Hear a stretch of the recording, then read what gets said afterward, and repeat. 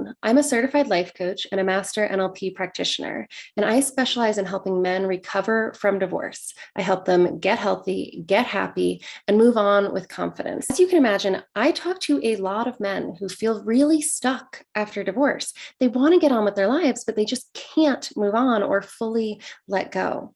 And a lot of these men, by the time that they call me, they've already been in therapy. They've already gone to counseling. They have already joined a support group or done a coaching program, and they have definitely watched a zillion videos, tried out different exercises, and yet they still feel stuck. These men are usually not doing the wrong things. They're just doing them in the wrong order. If you're in this position, you might have already tried coaching or therapy in addition to trying to figure out your own path forward. And that can be really frustrating then when I tell you that you're doing things in the wrong order because you hired a therapist, you hired a coach or a counselor.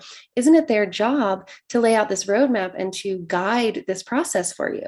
And yes, you're right. That is exactly what their job is. But unfortunately, a lot of coaches and a lot of therapists simply fail to fully consider the necessary steps and the necessary structure. Part of it, I think, is because some of the things they do work with other clients and they're not taking into consideration some of the unique needs that men have after divorce. And both coaching and therapy are big culprits that I see here. So I'll give you a couple of examples. Coaching often encourages you to look forward, right? To make a plan, to decide who you want to be in the future. And that can feel amazing at first. It can feel really inspiring. You make this 5-year plan, you know what you want your life to look like, you throw yourself into actively becoming that person, and you feel like a fraud, right? There's a pile of shame and guilt and regret that's boiling under the surface. And as you're trying to become this other person, trying to decide who you want to be, you're being held back by all of that feeling and doubt and loss of confidence that's going on underneath. Being intentional about who you want to be and how you want your life to look, it's not a bad thing. In fact, that's one of the steps in my 6-step Better Beyond Divorce process. But it's step number 4. Right? And it's step number 4 for a reason. You cannot succeed in doing the work of becoming someone new when you don't like the person that you are now or the person that you've been. You can't just ignore shame or grief or anger or self-doubt and just become somebody new and let all of those things go. That's not how emotions work. A lot of coaches get this just flat backward. They want to encourage you to become a new person, a better person, so that you can have faith in yourself. You have to restore your faith in yourself first. You can't become a new man if you don't believe in yourself or your ability to be that person. And restoring faith in yourself isn't the only thing you need to do, right? Before you do that, you need to learn how to process and work through those emotions, the shame, the guilt, the regret, the anger, the grief, right? You've got to do that before you can restore your faith in yourself. And then once you've done those things, you still have more work to do before you can look to the new person you're going to be. You really need to look at and make peace with your past. And then you're ready to start thinking about taking ownership of your future, but not before. Therapy tends to throw a wrench in divorce recovery in a very different way. A lot of post-divorce therapy for men focuses on reflecting on and taking ownership of the mistakes that you made in the marriage. And if you've been going to couples therapy before your divorce, you have probably spent a lot of time going over the same ground. This is step 3 in my Better Beyond Divorce process, making peace with the past. Again, it's an important step. But again, we're skipping the foundational work of emotional processing and restoring your faith in yourself. And I see a lot of damage coming out of therapy for many divorced men because of this.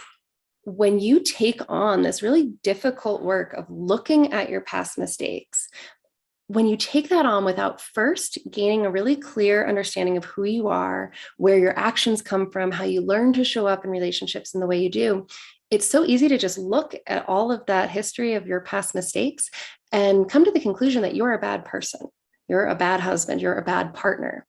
And I see this happening so much. I see a lot of men going to therapy, getting a lot of clarity on what happened, taking ownership of that, and then falling into depression. And of course they do, right? They've identified with their mistakes of the past as though that's part of who they are. And it's totally outside of their control to change who they are. This leads to feelings of helplessness, despair, self-loathing, and ultimately depression. I see this a lot. I have seen men who have been in therapy for 2 years who are now depressed and they weren't at the start of therapy. And it's not because the work of therapy is wrong. It's just because they skipped some really important steps that needed to happen before going into this work of making peace with the past. Before you can do the work of excavating your past and making peace with it, there are two essential things you have to do. First, you must gain and practice the skills of processing emotions in your physical body. People skip this, right? Lots of people skip this in all kinds of situations because it's uncomfortable. Envisioning your future, right? Imagining who you want to be and creating your vision board, that's way more fun. Men in particular tend to want to skim over emotional work because they've been taught by societal messaging that their emotions are either inappropriate or maybe outright dangerous. But you cannot go through a divorce and you cannot move on without experiencing a wide range of intense emotions. So the first step, whether you do it on your own or you do it with a coach or a therapist or some other guidance, it needs to focus on giving you the confidence and the skills that you need to feel those feelings without getting overwhelmed by them. And I know it might feel like I am just trying to hammer this home, but I cannot emphasize how critically important this is. When you don't have those skills, your nervous system gets triggered into a fight or flight state by your emotions. The experience of that emotion is frightening, it's overwhelming, and it triggers your nervous system into this elevated state, this sympathetic state.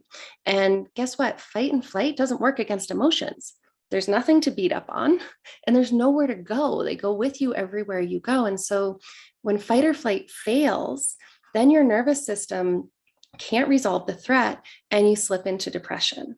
In those heightened nervous system states, whether you're in the fight or flight state or you've gone into the depressed shutdown state, coaching and therapy won't work for you because you are not able to access the parts of your brain that you need to do the next steps in the work. Your brain is in survival mode in those states.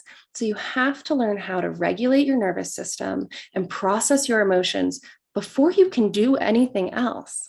And in just a few minutes at the end of this video, I'm going to give you a simple exercise to get you started on this part of that work, on this critical first step. But there's another really important step, the second step that usually gets skipped in therapy and in coaching, and that is restoring your faith in yourself. And it's not about making up somebody that you want to become. It's about actually getting to know who you truly are, because you are not your thoughts and you are not your feelings. But most of our brains aren't fully aware of that. But those thoughts and feelings drive our actions, right? All that stuff that you may have done or didn't do in your relationships. It's critical that you start to understand where your thoughts, your beliefs, your fears came from that are driving your actions, right? Because they're not an inherent part of you. They come from your parents, from your childhood experiences, from past relationships, from societal messaging in the form of movies and social media, and even from your brain's evolutionary history. So it's so important to separate out you from all of that mental and emotional noise that you've been identifying with your whole life. Then, when you've done that, then it's possible to look back at your past and have compassion for yourself instead of hating yourself for what you did in the past. Then you can start to take responsibility for how you acted without sinking into the despair of believing that you're just an inherently bad person who can't be different. And then you can start to choose intentionally how you want to show up differently in the future, right? But those things, that looking back at the past and showing up differently in the future, you can't succeed at that if you haven't first done this work of really understanding who you are and learning to have compassion, respect, and trust in that person. You might have noticed early on in this video, I said there's 6 steps in the Better Beyond Divorce process, the process that I use with my clients. The last 2 steps we haven't gotten to yet. They are all about building healthier, happier, more sustainable relationships, but that comes last. And we are not even going to talk about that in this video, because if you clicked on this and you're watching this and you're feeling stuck and like you can't move on after a divorce, you're not there yet. And remember what I said about skipping steps, right? It doesn't work. You either end up frustrated or depressed. In just a moment, I'm going to give you a simple exercise to help you begin the actual first step of regulating your nervous system and processing your emotions. But first, let's do a quick recap. because there is so much great information out there. There's so much great advice for moving on after divorce. But if you're taking it, if you're trying all of the things and you find that you can't move on, it's probably not because the advice is bad or you're doing the wrong thing. It's likely just that you're trying to do them in the wrong order, or you're trying to skip over some steps. And you just can't skip steps or you get stuck. And a lot of therapists and a lot of coaches are using wonderful techniques, and the things that they're doing work on a lot of their clients. But what often happens is that they're not taking into consideration the unique needs of men after divorce. Men at this time are confronted with powerful and overwhelming emotions that most don't have the skills or experience to process. And contrary to our society's stereotypes that love to paint men as these like shallow, cold-hearted misogynists who just bounce from one relationship to the next and never take responsibility for their role and what went wrong in the marriage, most of the men I speak to actually experience a very deeply felt sense of self-doubt and lost confidence. What therapists and coaches tend to do works for a lot of people, right? Looking back at the past and looking ahead to the future. But often they ignore these two areas where men after divorce really need support and healing first. All right, so you're ready to get started on this first step, processing your emotions and regulating your nervous system. So this simple exercise is just the first stepping stone towards this, but it's a great way to start to train your brain to respond to your emotions a little bit differently than it has been in the past. So emotions are physical sensations in your body. That's all that they are. They are physical sensations in your body. And it's really important that your brain start to learn to see them that way, because most of our brains kind of think about emotions as these like vague, mysterious, frightening, overwhelming, daunting things that are outside of our control and that could just take over and destroy things at any moment if we're not really careful. So you want to teach your brain to start to see emotions as just physical sensations in your body. Yeah, sometimes they suck, sometimes they're really uncomfortable, but I'm guessing that at this point in your life, you've experienced a pretty wide range of uncomfortable physical sensations. You've probably been injured, you've probably been sick, you've probably worked out too hard and gotten really sore.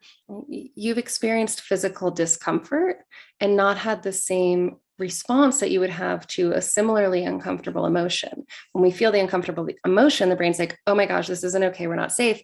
And you start that cascade up into fight or flight. Your nervous system starts responding as though there's a problem that you need to fix. Whereas when you have a nasty case of food poisoning and you feel horrible and uncomfortable, your brain doesn't go into that fight or flight state because it knows that this is just a bunch of really unpleasant physical sensations that are eventually going to pass and you're going to be okay. So this exercise is about teaching your brain, teaching your nervous system to start to recognize emotions in the same way you would recognize a nasty bout of food poisoning or a strained muscle in your thigh, right? Yeah, it's uncomfortable. I don't like it, but it's not a threat. It's not a danger. I don't need to fight it and I don't need to flee from it. So how you do this is when you feel an emotion start to happen, you want to begin to notice the physical sensations. So you can set a timer on your phone for 30 seconds. When you feel an emotion come up, notice it. If you can, name it. It's okay if you can't. And then just look into your body for a moment and notice, where do you feel it? What's happening in your chest, in your stomach, in your face? Is your face flushing? Is your heartbeat increasing? Do you feel a tension in your throat? Are your eyes watering? Is there pressure in your chest? There's a whole range of sensations you might start to observe. Just notice them and list them to yourself. And just tell yourself, okay, this is how anxiety feels in my body. This is how anger feels in my body. This is how shame feels in my body. When the timer goes off, bring your attention back outside of yourself and move on with your day. You don't need to do anything about that emotion. You don't need to change it. You don't need to stop those physical sensations. It's okay if they get worse or if they get less. It doesn't matter. What you're trying to do is teach your brain that it's just physical sensations. Sometimes they're more intense. Sometimes they're not so intense, but they're not inherently a problem in and of themselves. If this video really speaks to you and this is where you're at, that you've been trying all these things, but they haven't quite been clicking, it's probably because you're not doing them in the right order. I've created a 6-step Better Beyond Divorce process that I use with my clients. And I created this process based on my work with men recovering from divorce. That's why I know what order we need to go in with these steps. That's why I know that you can't just go backwards, that you can't just jump ahead. right? I know because I've worked with these clients and I've seen what they need and what order they need it in. If you are ready for a structured process to go step by step in order through this work of divorce recovery, go ahead and book a free consultation call with me, and let's see if we're a good fit to work together. You can use the link here on the screen or in the video description below. Thank you for watching, and I'll see you in the next video.